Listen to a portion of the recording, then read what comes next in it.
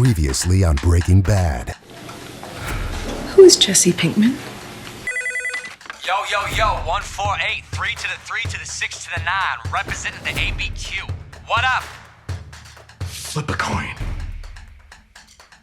After a tense flip, it's decided that Jesse will dispose of the body while Walter will kill Crazy 8. You didn't do it? Not yet. God. He sells me pot. It's for you to climb down out of my ass. He eventually goes down to the basement with a plastic bag and finding Crazy 8 awake.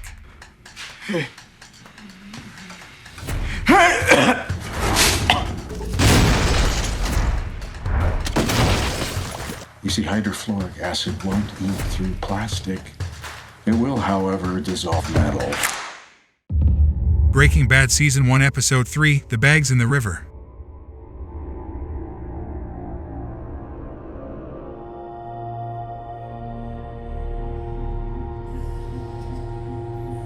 As he and Jesse clean up the liquefied remains of Emilio, Walt's thoughts go back to his time being a graduate student at the California Institute of Technology. Let's break it down. Hydrogen. What does that give us? He and a female lab partner count the percentages of elements in the human body, but after taking into account every known element, still come up less than 1% short of an entire body. Calcium is only 0.25%. What? That low? With Walt musing that there must be more to a human than their chemical makeup. 8% shy. Supposedly that's everything. Right hand to God, Walter Jr. is not on pot. Certainly not as far as I know. As Skylar tries to subtly get Marie's insight on Walt's apparent marijuana use and accidentally implies that Junior smokes weed, Walt goes to check on Crazy 8. They turn around and look at me. To his horror, Crazy 8 not only knows his name, but knows of his family, apparently from Jesse. How do you know my name? Jesse. He told me on me. That partner of yours, he's got a big mouth. This is going down the toilet. Watch it go! No! Walt storms in on Jesse as he tries to take the edge off in the restroom with some meth. You told him my name. Was that through him? My name, where I work, you told him about my son. Don't touch me! And the two get into a scuffle over Jesse's baggie of meth before Jesse leaves, calling Walt out on not honoring his end of the bargain they struck by flipping a coin and offing Crazy 8. Your job is waiting for you in that basement, as per the coin. Marie tells Hank about Junior's apparent weed use as she indulges her kleptomania by stealing expensive shoes. Walter Jr. Yeah, what about him? Marijuana. He's smoking it. And Hank tries to scare Junior straight by taking him to the Crystal Palace, a shady motel, and introducing him to Wendy, a meth-abusing prostitute. Wendy, huh? The lessons Hank tried to impart on Junior don't really reach through to him as Wendy returns to her motel room. Shut the door. Shut the door. Lock it. Where Jesse is waiting to solicit her services. Back at Jesse's house, Walt struggles with whether to kill Crazy 8, jotting down a list of reasons to either spare him or kill him. He comes up with several reasons to let him go, though these are exclusively arguments based in morality. In turn, he can only name one for killing him, though it is a much more pragmatic one. He'll kill your entire family if you let him go.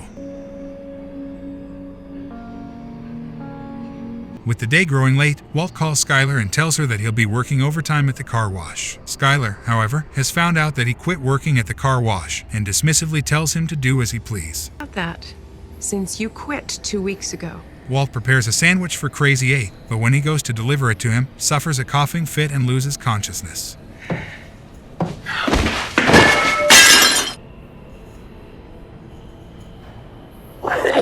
When he comes to, he reveals to Crazy 8 that he has lung cancer. Walt then returns with a second sandwich and a 6-pack of beers, which he offers Crazy 8 to share with him. Crazy 8.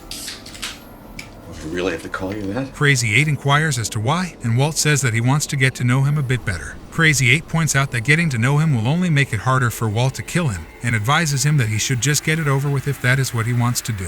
Walt, still undecided as to what to do with him, implores him, "Sell me." Walt and Crazy 8 bond over the latter's musical aspirations, as well as his father being the owner of a furniture store with a catchy commercial jingle, the same furniture store where Walt bought the crib for his son.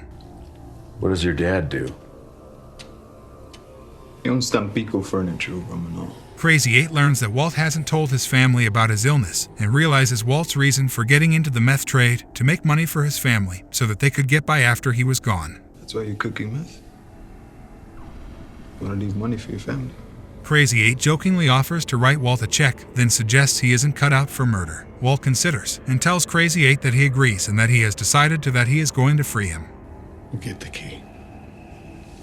As Walt returns upstairs to get the key to the bike lock confining Crazy 8 to a support column in the basement, however, something occurs to him. He digs out the pieces of the broken plate from when he passed out and tries to piece it together, only to find that one shard of the plate was missing.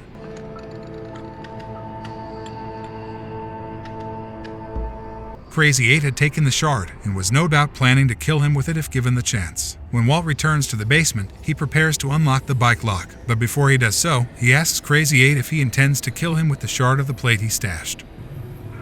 Are you gonna stick me with that broken piece of plate? Crazy 8 immediately tries to stab Walt, but Walt pulls on the bike lock and chokes Crazy 8 to death, tearfully apologizing all the while. I'm so sorry.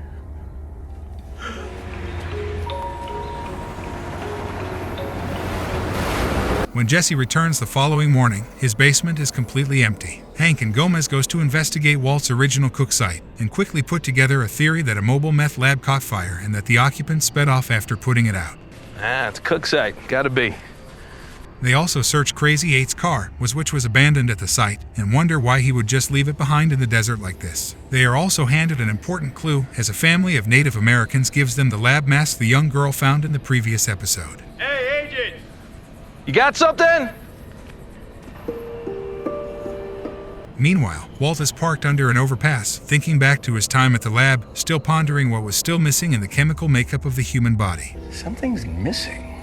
When his lab assistant ponders if maybe what they were missing was a soul, What about the soul? he dismisses the notion, stating there's nothing but chemistry here. Walt finally makes a decision. He returns home to Skylar, ready to confess to her his secret. Skylar, there's something I have to tell you. Thank you for watching. Please subscribe to the channel and smash the bell button. Write in the comments section what kind of movie you would like to see next.